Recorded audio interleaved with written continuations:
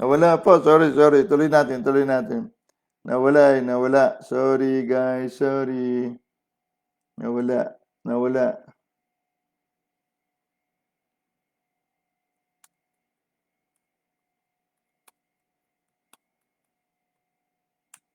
Nawala po. Sorry. Sorry, mga nawala.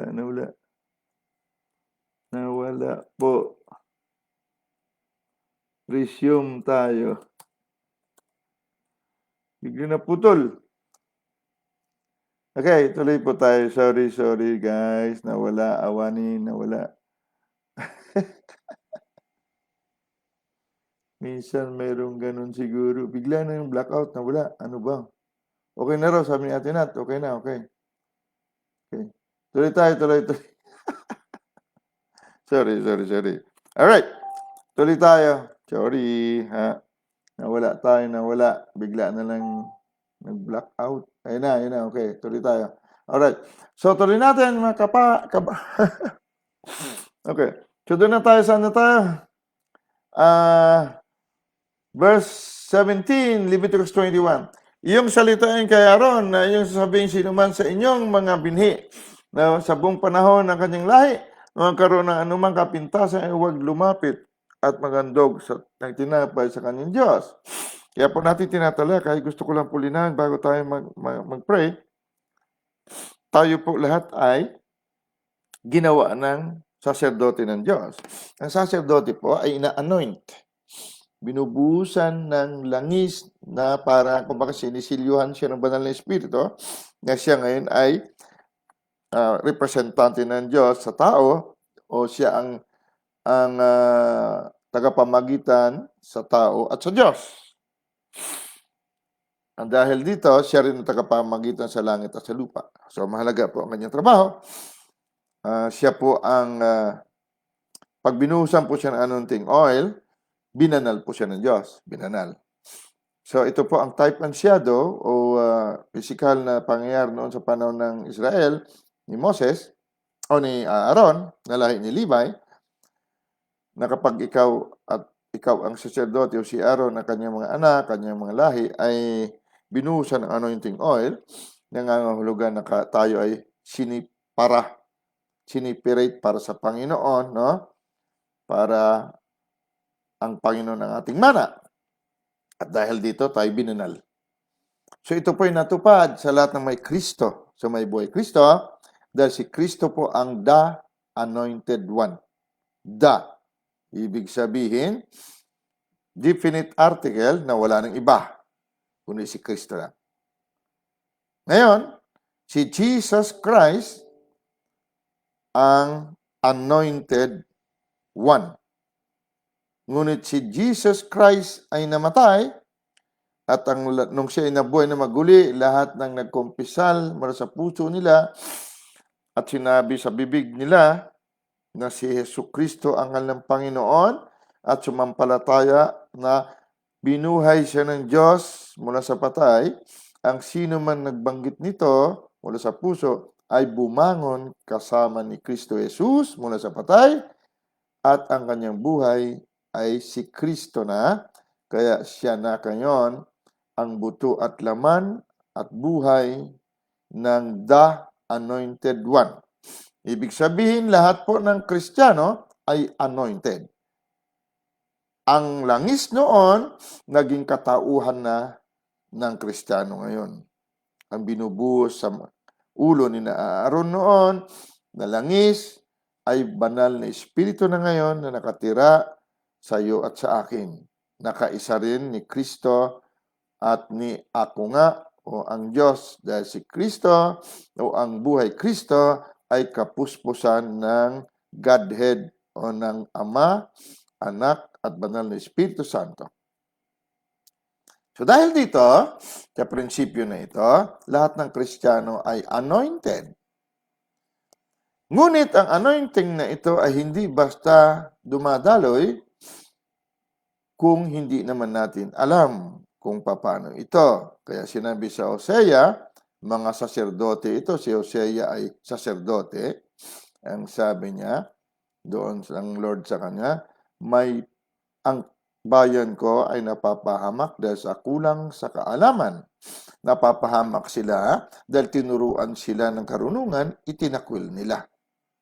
So dahil sabi niya sa itinakwil nila ang karunungan, itatakwil ko rin sila at hindi na sila magiging saserdote ko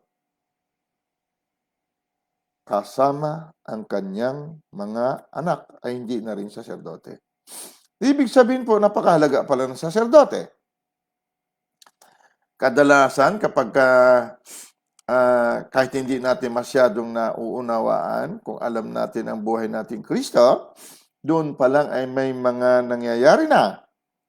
Nadaanan natin ang isang may sakit at tinawag tayo, pinatungan natin ating kamay, ang anointing dadaloy sa pangalan ng Panginoong Jesucristo na the Anointed One at gumagaling sila, maging ang mga demonyo lumalayas.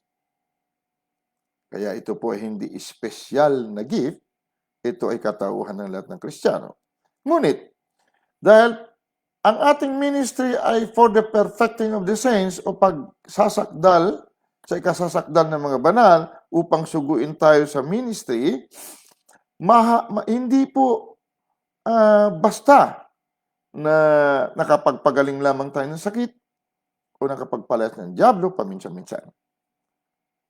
Ang pagiging saserdote po ay representante mismo ng kataas-taasan dito sa mundong nakikita. So dahil dito, matitindi ang nagagawa ng mga saserdote o pari, tawag nila. So, dito, may mga kapintasan na kapag hindi natin naalis, magagaya tayo sa sinabi sa Hosea 4:6 na itinakwil natin ang kaalaman dahil hindi naman natin maitakwil ang kaalaman kung hindi natin narinig. Kapag narinig natin at tinakwil natin, dito po hindi nagagalak ang Panginoon. Hosea 4:6, tingnan niyo po yon, no? Hanggang sa ibaba. So hindi natin, ito naman ay ang sinasabing pagtakwil ay pagtalikod sa anointing. Pagtalikod, ano po ang anointing sa panahon ng Kristiyano? Kung si Kristo po ang the Anointed One at siya ang buhay natin, si Kristo ang kapangyarihan at karunungan ng Diyos. Sa makatuwid, ang anointing ay kapangyarihan at karunungan ng Diyos. So kung hindi naman natin naalamin ang mga kapintasan na humahadlang sa kapangyarihan at karunungan nito, tinalikuran po natin ang karunungan. Tuloy ang kapangyarihan, hindi rin umaandar. So dito po papasok ang sinabi naman sa Deuteronomy niya, narito tinatawag ko ang langit at lupa, magsaksi laban sa iyo. Nilalagay ko sa harapan mo ang buhay at kamatayan, pagpapala at sumpa. Pumili ka. Ngunit sinasabi ko sa iyo, piliin mo ang buhay upang ikaw at ang iyong angkan ay mabuhay. So ang Kristyanismo po, hindi lamang niligtas tayo sa impyerno at nilipat tayo sa kaharian ng liwanag o sa kaharian ng Diyos. Mayroon po tayong itataguyod o responsibilidad pagkatapos natin mailipat mula sa kadiliman. Kailangan alamin natin ang ating mga karapatan, ang ating kapangyarihan, ang ating karunungan. So dahil dito, tinatalakay natin ang kaya lang natin talakayin. Pagdating ng panahon, marahil sa inyong panahon o sa inyong nasasakupan, marami pa rin i-reveal o ihahayag ang Diyos sa inyo. Ito ay mga paunang bilang lamang para mayroon tayong marinig na mayroon palang ganyang katuruan. At pagdating ng panahon, nakasanayan na natin kainin ang ganitong mga klaseng mga putahe, nakakapagluto tayo na mas maganda pa sa putahe na ito. Dahil kailangan ng nasasakupan natin.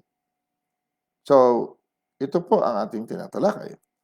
So, isa sa ating tinatalakay dito ay ang ingredients ng anointing para ang tao ay wag na maging kuba. Pag kuba po ang tao, siya po ay may pasanin, lugmok sa lahat ng kabigatan. Sa Isaiah chapter 10 verse 27, nakalagay po doon na ang mga kabigatan, ang mga yoke, ay nawawasak dahil sa anointing. Lahat ng kabigatan, spiritual man, emotional man, physical man, ay nababasag, nawawasak dahil sa buhay anointed one. Kapag si Kristo na ating buhay, the anointed one, ay nahayag, mahahayag din naman tayo sa kaluwalhatian ng Diyos. Glory. Wala pong kabigatan ng anuman na pwedeng lumapit man lang sa kaluwalhatian ng Diyos. Ang kaluwalhatian ng Diyos ay katauhan mismo ng Diyos. Liwanag. Lahat ng kabigatan ay nasa kadiliman. Lahat ng sakit ay sa kadiliman. So, kapag naunawaan natin kung paano na itong mga kasangkap sa anointing, sa karamihan sa atin naman, kasalukuyan may mga kabigatan. So, ang mga kabigatan na ito, biglang mga wasak. Kapag nalaman natin ang mga karapatan natin bilang the anointed one, ang buhay. So, kaya po natin pinag-aaralan ito. Dahil ito po ang isa sa mga trabaho ng Last Adam's Generation Institute. Wala naman po tayong haka na ginagamit, kundi ayon sa Biblia. Kaya lang ang pang-uunawa natin sa nakasulat sa Biblia ay marahil kaiba sa pang-uunawa ng natural man. Dahil inuunawa natin ito ayon sa kahit 10% lang ng kaisipan ni Kristo na nasa atin. At balang araw, ilan sa inyo sigurado, higit ang bahagi ng kaisipan ni Kristo na magagamit. Pero sa kasalukuyan, tingnan mo ang ating pag-aaral na medyo kaiba. Pero masarap pag nasanay ka. So, ang ating tinatalakay ay upang mawala ang pagkakuba natin o kabigatan. Dahil dito sa anointing o buhay Kristo, lahat ng kabigatan na ito'y mawawasak. Alright? So, dito tayo sa verse 19, na isa sa kapintasan o verse 20 ay ang taong kuba. Verse 19 and chapter 21 ng Leviticus. Okay? So, wala sigurong napaka-ipokrito siguro natin kung sasabihin natin na hindi tayo nakakaranas ng kabigatan. Sa mundong ito, wala siguro akong alam na hindi dumanas ng kabigatan. Kadalasan sa atin, sabi dito, tingnan niyo po kung ano ang wawasakin ng anointing. Bago po tayo magpatuloy, ito ay mga pagkakuba ng isang saserdote. So ikaw at ako na saserdote, na ginawa ng Diyos na saserdote, kung hindi naman natin pag-aaralan ito, mahirapan tayo gawin itong ministry na ito. Lucas chapter 4, verse 18. Tingnan po natin kung ano ang nagagawa ng anointing. Ito'y sinulat po ni Isaiah. Tingnan niyo po ito. Sa King James Version ko babasahin dahil dito po nakalagay ang anointing. Verse 18, chapter 4 ng Lucas. The Spirit of the Lord is upon me, because He has anointed me to preach the gospel to the poor. Anointed me. Si Isaiah ito. Sinulat ni Isaiah, pero nagpasulat nito, siya na ngayon ang nagbabasa dito sa verse 18. Si the Anointed One, si Kristo na ito. So, hindi ito, Spirit of the Lord is upon me. Sa Kanya. Siya na ito eh. Panahon ni Isaiah, diniklara ni Isaiah ito. Pinarapisay ng propeta na mangyayari ito. Nangyayari na nga ito kay Kristo. Dahil si Kristo nga ang the Anointed One. So sinabi niya, the Spirit of the Lord is upon me because He has anointed me to preach the gospel to the poor. So, isa sa kalikasan, katauhan ng anointed ay mag-preach ng gospel. Ang gospel, mabuting balita mismo ni Kristo na the Anointed One.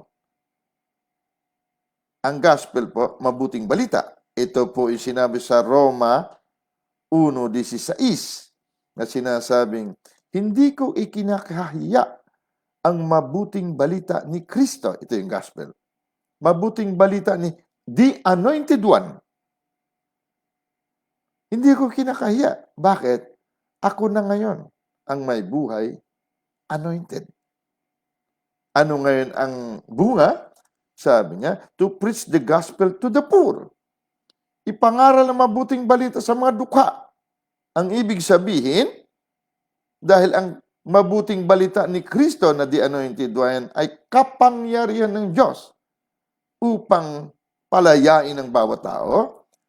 Ibig sabihin, pag nag-preach tayo ng anointed na mabuting balita sa mga dukha, ang mga dukha ay hindi mananatiling dukha.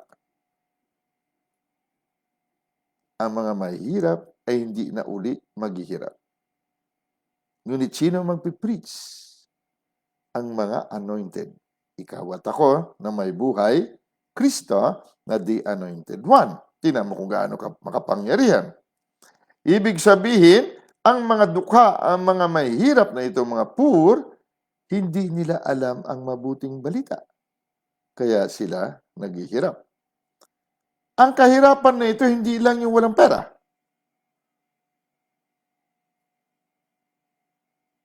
Hindi porke marami kang pera, hindi ka mahirap. Maraming mayaman, ngunit mahirap sila sa pag-ibig. Mahirap sila sa kaibigan dahil wala silang kaibigan. So, lahat ng uri ng kahirapan. So, ikaw at ako, ang channel ng trabahong ito. Tingnan mo ang sunod. He had sent me to heal the broken-hearted. Palagay ko ay kung hindi man lahat, marami sa atin na broken-hearted. Sa palagay niya. Ang iba siguro medyo pinagpala ng gusto kaya hindi na broken-hearted. Nakaka-move on palagi. So, biro mo gaano ka katindi. Kapag naipangaral pala ng isang anointed one, ang mabuting balita ni Anointed One na si Kristo, ito pala mga wasak ang puso ay naghihiluman. Nakaka-move on. Ang karamihan pong wasak ng puso, nagpapakamatay. Biro mo para ka tagapagligtas ng wasak na puso. Biro mo yan. Matindi yun, kapatid. Kadalasan hindi kaya ng doktor yan. So, malaki ang ating trabaho. Hindi trabaho na hirap tayo na. Madali ang trabaho natin. Alamin lang natin ang mga ingredients ng anointing. Kapag-aralan natin, ha? Sunod nito ay to preach deliverance to the captive. Maraming mga nakakulong. Nakakulong sa kanilang doktrina, nakakulong sa kanilang reliyon, nakakulong sa kanilang mga idol. Marami dyan, nagsasabunutan pa noon. Dahil ang idol nila, pinulaan. Panahon nung araw ni Nora at saka ni Vilma, nagsasabunutan. Hindi nila alam na si Nora at si Vilma magkaibigan. Ito mga nagagapos ng idolatry. Samba dito, samba doon ng kung anong Diyos na kinagagalit naman ng Diyos. So, isa sa ating trabaho, sila ay palayain, ngunit kailangan natin maging anointed. And recovering of sight to the blind. Mga bulag. Hindi lamang pisikal na bulag. Bulag ang puso. Bulag ang kamalayan. Maraming pagkabulag sa mundong ito dahil trabaho ng dyablo na bulagin ang lahat ng tao. So kapag ikaw pala ay anointed, takbo pala ang demonyo na nambubulag sa tao. Pag nag-preach pala tayo ng gospel sa mga bulag, biglang takbuhan ang mga nambubulag. Nakita mo marami tayong nagising, napagdilat ang mga mata dahil anointed ang ating pinangangaral na mabuting balita dahil alam natin na ang buhay nating Kristo na the anointed one. To set at liberty them that are bruised. Yung mga pasa-pasa sa mundo. Pasa-pasa sa kabigatan. Bugbog sarado sa buhay. Kapag pala nadala natin sa kanilang mabuting balita, bigla silang mapapalaya sa mga pagbubugbog ng sanglibutan. Napakarami pong bugbog. Napakarami. Naranasan ko pong bugbugin ng sanglibutan. Matindi na pambubugbog, kapatid. Na kung pwede lang bata ka pang maliit, gusto mo na maglaho sa sanglibutang ito. Ayaw ko na. Ano itong buhay na ito? Bakit sila masaya? Bakit sila may mga damit? Ba't kami halos nakahubad na lang? Ano ito?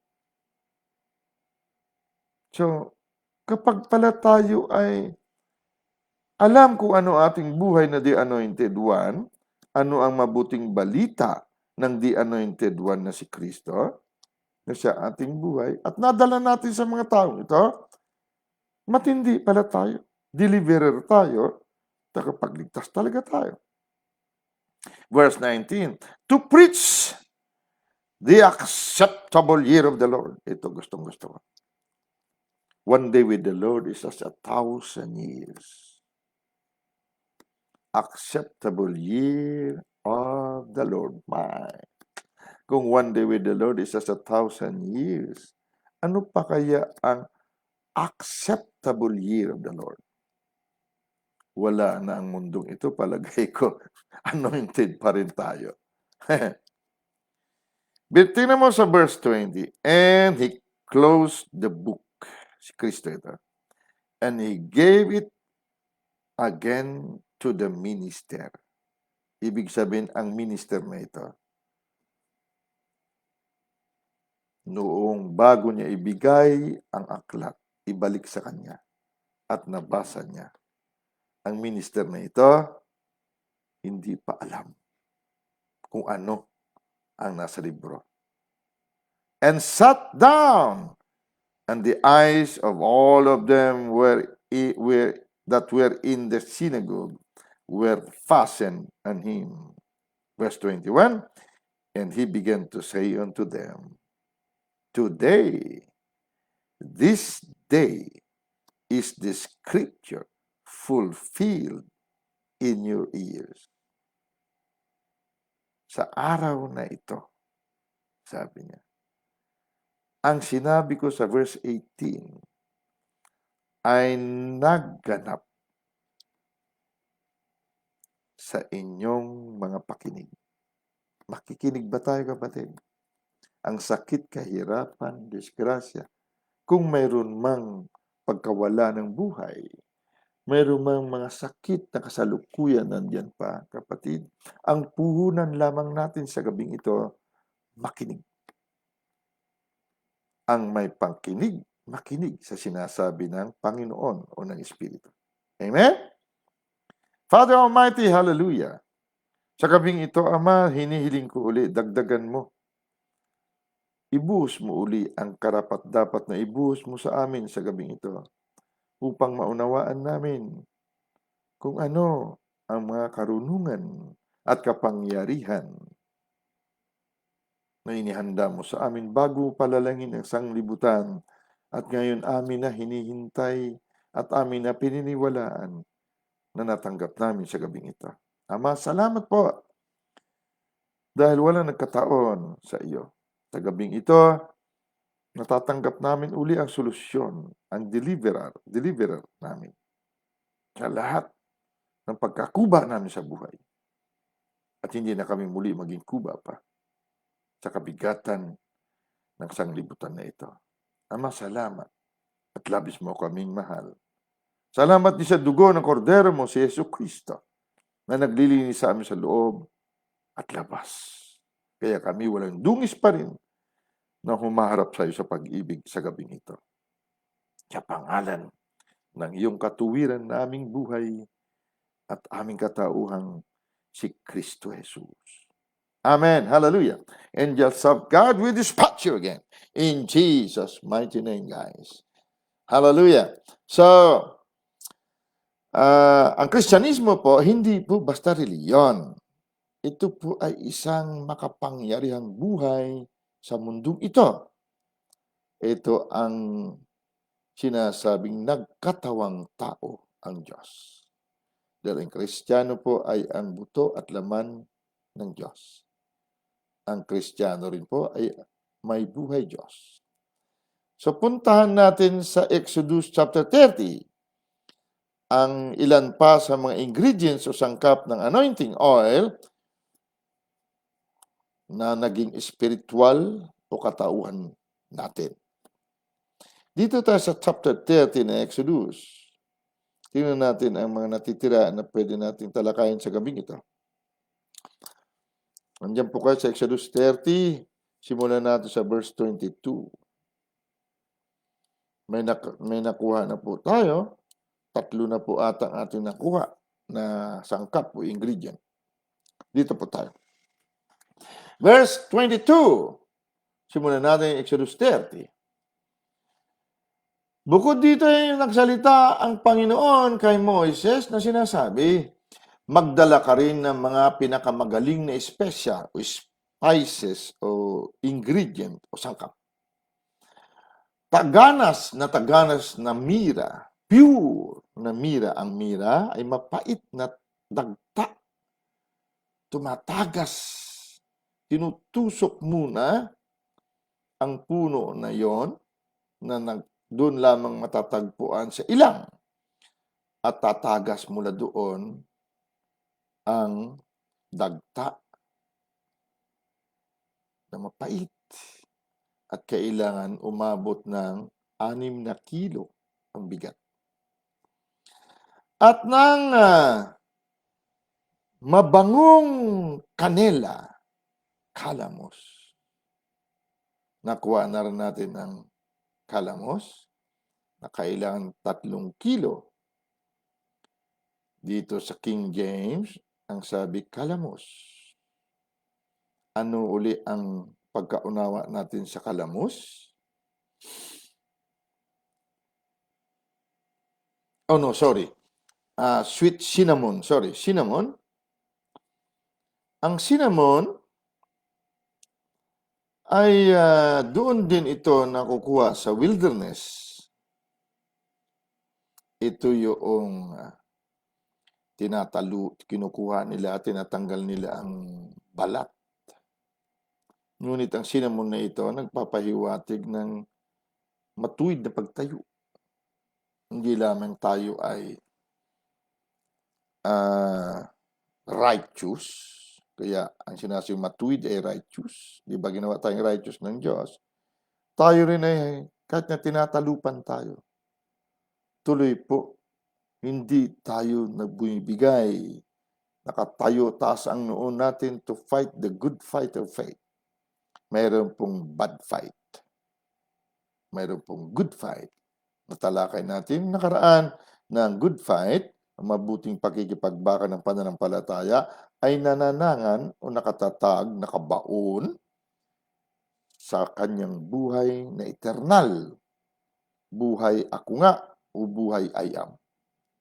Kapag hindi tayo tumatag dito, hindi tayo panghawak dito sa ating buhay na ito na totoo, kaawa-awa daw tayo.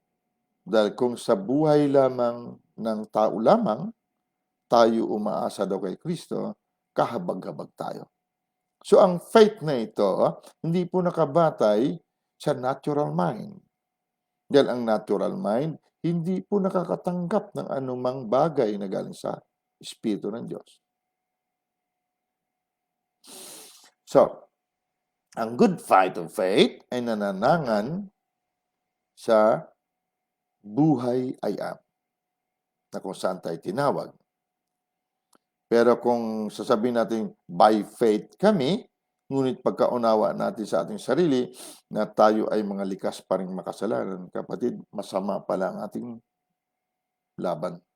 Hindi tayo lumalaban ayon sa tunay na laban na nananangan sa buhay Diyos. Dahil Diyos po ang kalaban. Diyos ng sanglibutan.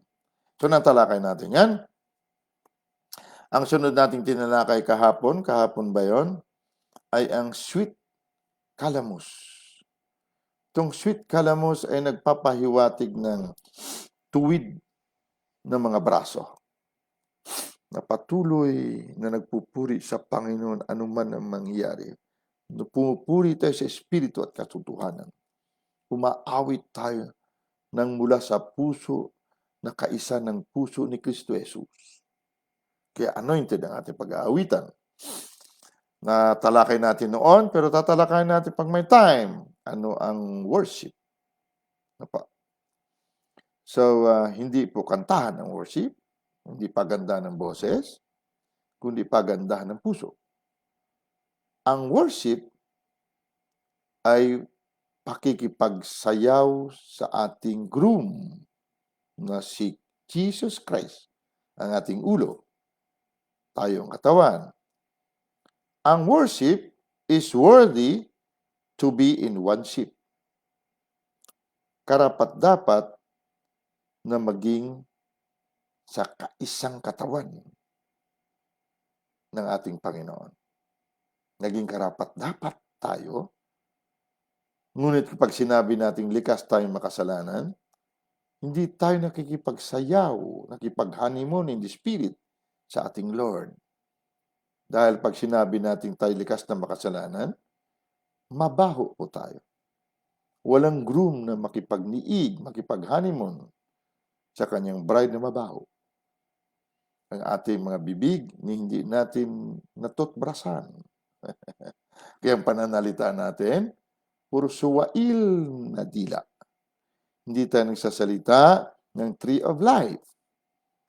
Dahil ang tree of life ay si Kristo rin. So dahil dito, umaawit tayo, akala natin tama na.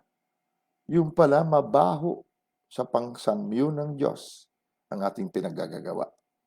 Dahil sabi niya, hinahanap ng Ama ang tunay na mananamba.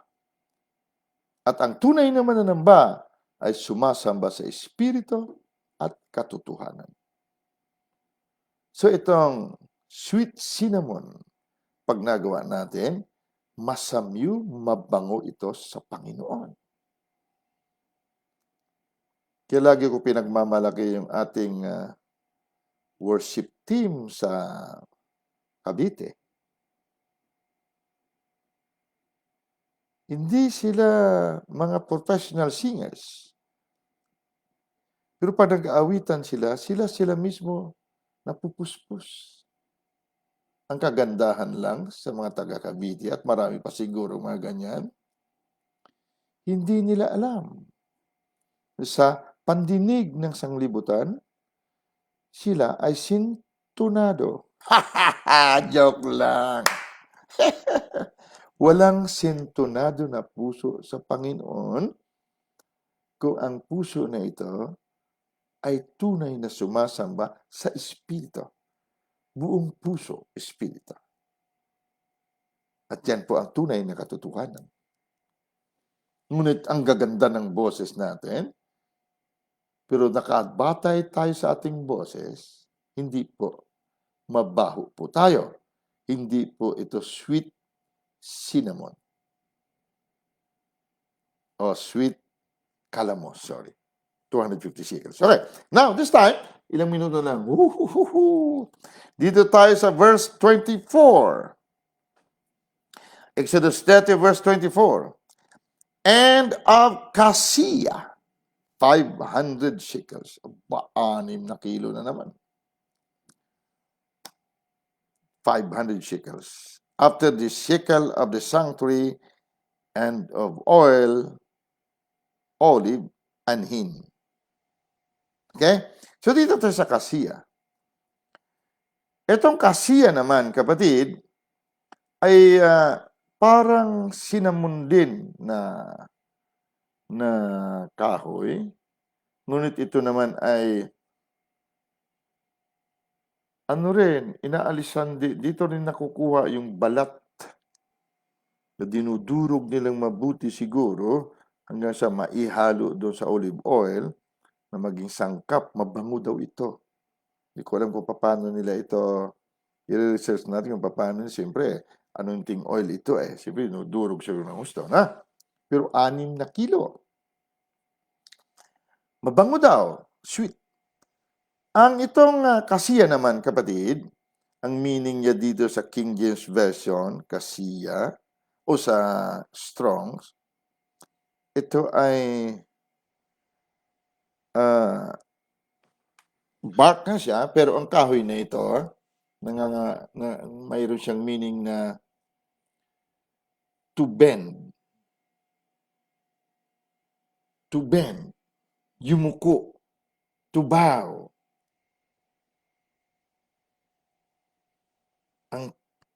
Ang liig ay nagyuyuko na gano'n.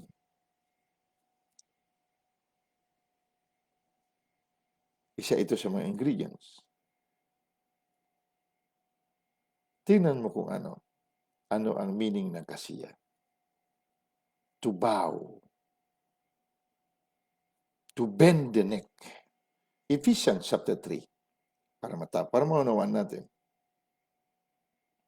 Sa aklat ng Efeso chapter 3, makukuha natin ang isa sa mga meaning ng how to bow, how to bend the neck. Iyuyuko itong lieg. Efeso chapter 3. Tingnan natin sa Ephesians chapter 3. Dito tayo sa... Tingnan natin, saan banda tayo magsimula? Ephesians chapter 3. Dito sa verse 7. Sinulat ko verse 17, mali ako. Verse 7 pala. Tingnan natin, daanan natin. Verse 7. Tingnan natin sa Tagalog. Ephesians chapter 3, verse 7. Dahil dito sabi niya na ginawa akong minister, na dito'y ginawa kong ministro ayon sa kaloob ng biyayang yaon ng Diyos, na sa akin ay binigay ayon sa paggawa ng kanyang kapangyarihan. Etong si Pablo, kaya sinasabi niyang, by the grace of God, sabi niya sa King James, sabi niya, wherefore I was made a minister.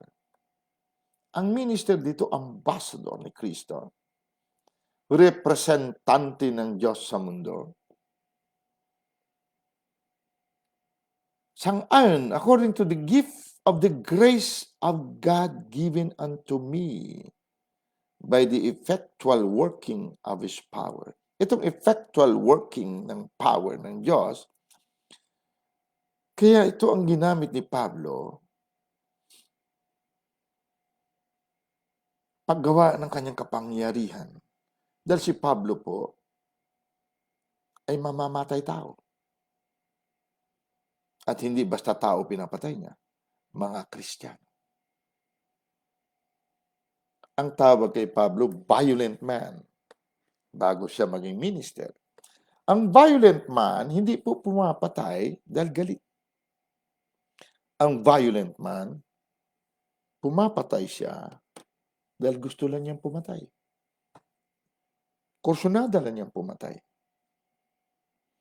So para maging minister nga naman siya ang nagpapatay sa unang martir sa aklat ng mga gawa na si Stephen.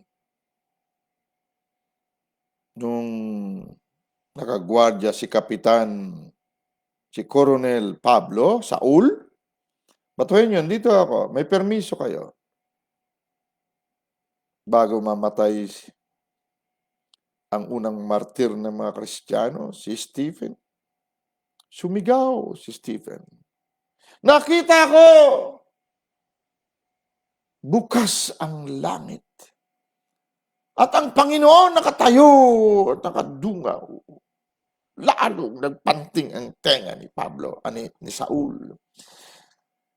Pinabato lalo si Stephen. Hanggang sa naghihingalo si Stephen, sabi niya, Panginoon, huwag niyo pong ibilang sa kanila ang mga gawa na ito.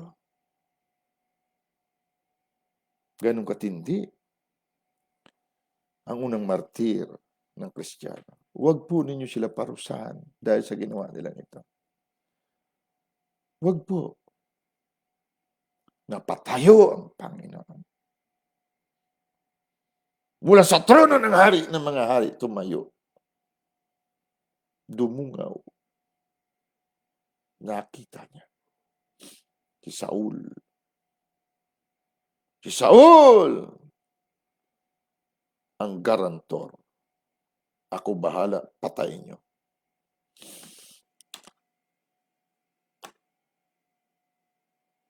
Kaya sabi siguro ng Panginoon, may araw ka rin, Saul. Kaya sinasabi niya, naging ministro siya. Dahil sa biyaya ng grasya ng Diyos at sa epektibong gawa ng kapangyarihan ng Diyos sa kanya. Imposible si Pablo maging minister. Imposible. Ngunit dahil sa grasya ng Diyos, dumating sa daan papunta sa Damascus, Syria. Bigla may napakalakas na liwanag, nangahulog sila sa kanilang karwahe, sa kanilang kabayo. Sobrang liwanag na nabulag si Saul at may narinig siya, boses, napakalakas na parang bomba. Saul! Saul!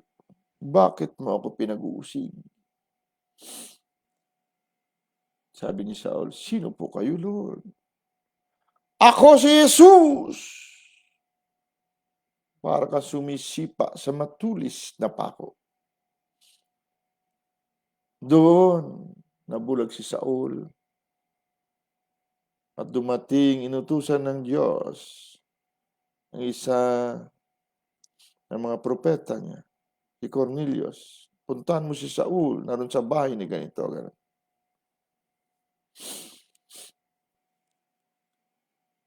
Para maalis ang kanyang pagkabulag. At sabihin mo sa kanya, sinugo ko siya sa mga hintil. Doon, nabago si Saul. Isang violent man, naging minister. Dahil dito, sabi ni Saul, na naging Pablo, punta tayo sa verse 17.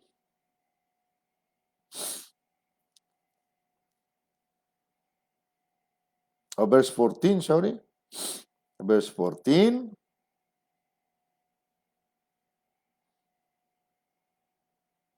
Dahil dito, ay iniluluhod ko ang aking mga tuhod sa Ama.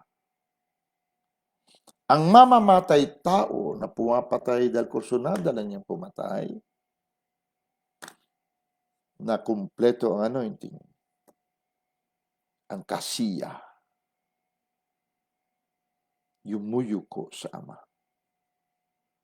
Meaning to say, natuto siyang manalangin. Isa sa ingredients ng anointing natin, kapatid, ay marunong tayo manalangin. Marunong tayong, sabi sa King James Version, "For this cause, I bow my knees."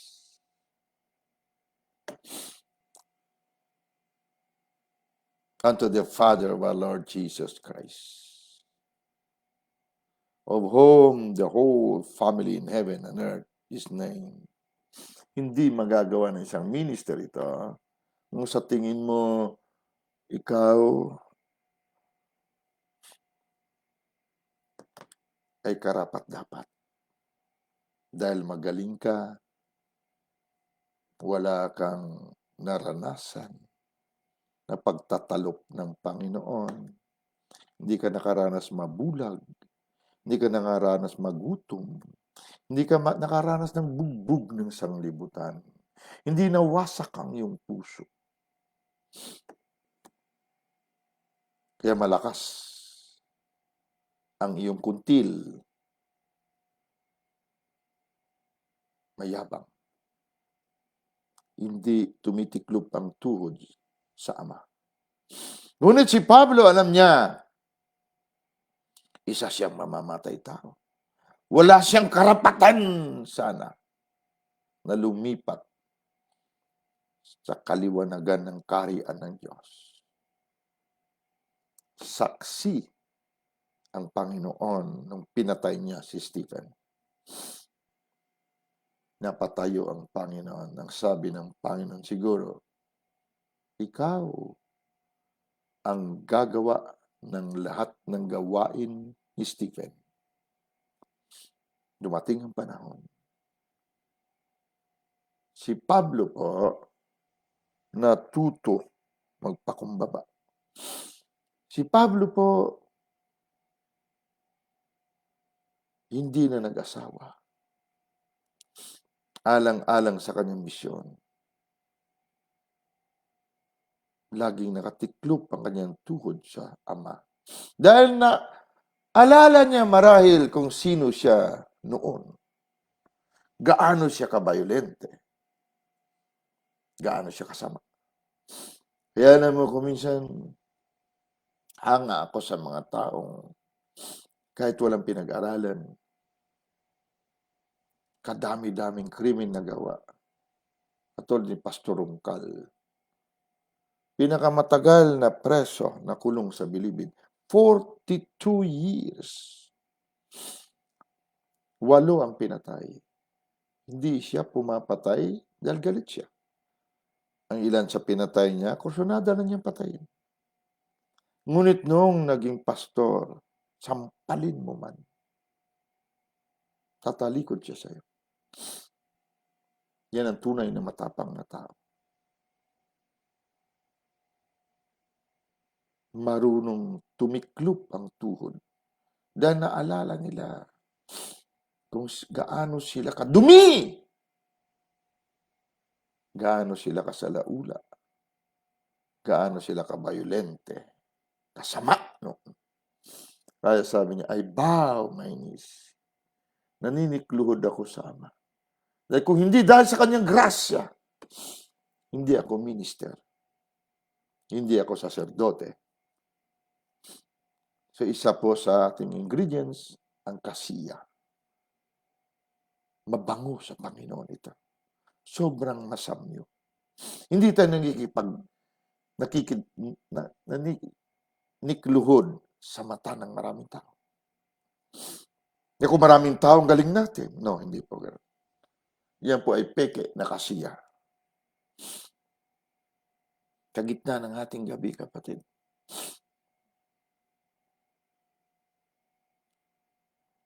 Ang puso mo lumuluhod sa Panginoon. Dahil kung hindi dahil sa Kanya, wala ka na sa mundong ito. Kung hindi dahil sa Kanya, nasa libingan na marami sa atin. Pinagaling tayo.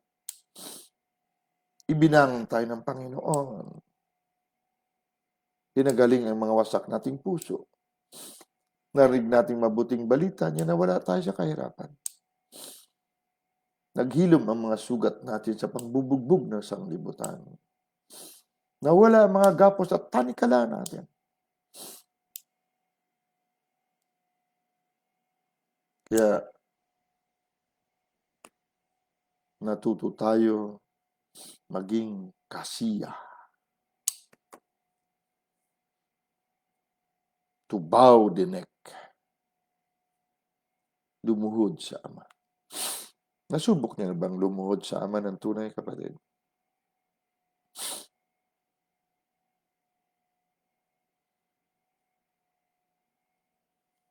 Nasubok niyo bang kayo lang mag-isa? Totoong totoo kapag tayo lang mag-isa. Dinami-dami ng kasalanan na gawa natin. Hanggang ngayon, nakatayo tayo. At nakakapag-pangaral pa rin ng mabuting balita.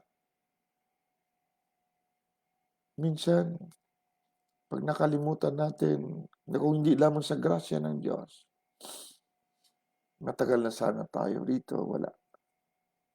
Lalakas ang ating loob na mamahagi ng mabuting balita. Dahil tayo rin, kung hindi tayo nakarinig ng mabuting balita ni Kristo, hanggang ngayon, bulag pa rin tayo.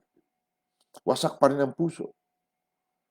Bugbog sarado pa rin ang sistema ng sanglibutan. Bulag pa rin. Mahirap pa rin ang kamalayan. Walang tigil ang tagas na mapait na dagta. Walang tigil ang pagtapyas sa atin.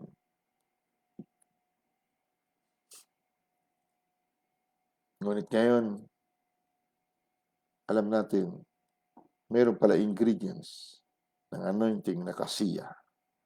Dahil kapag hindi natin nalaman ito, kapatid, maging judgmental tayo, palalo tayo, kuba tayo.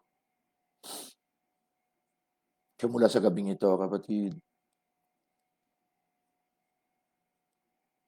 matuto tayong lumuhod sa Ama. Dahil kung hindi sa Kanya, nasaan na tayo? Ganyan ang kasiya. Amen? Father, hallelujah. Salamat at ang aming puso patuloy na lumuluhod sa iyo. Dahil kay buti-buti mo, Panginoon, sa lahat ng oras, sa lahat ng araw. Ikaw ay laging tapat kong magmahal. At ang iyong kaawaan ay magpasawalang hanggan.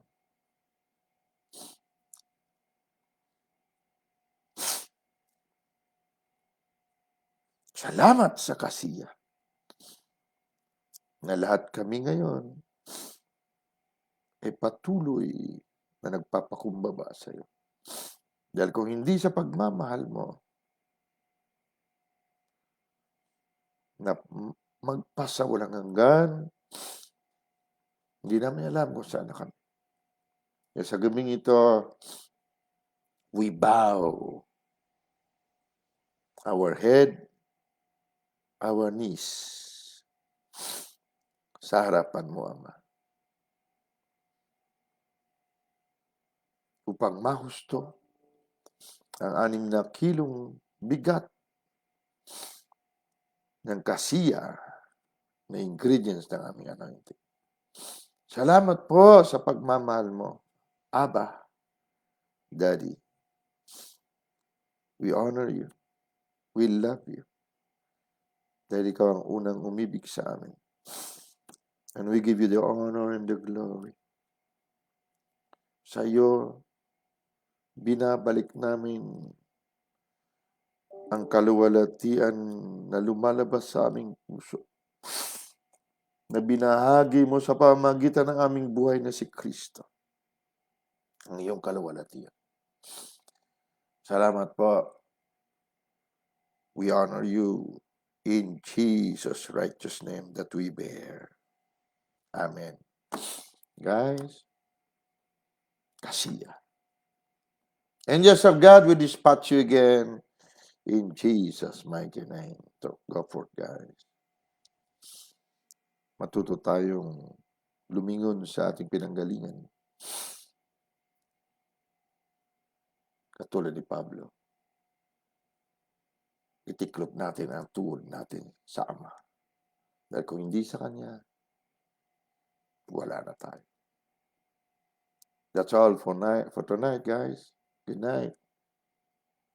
See you tomorrow.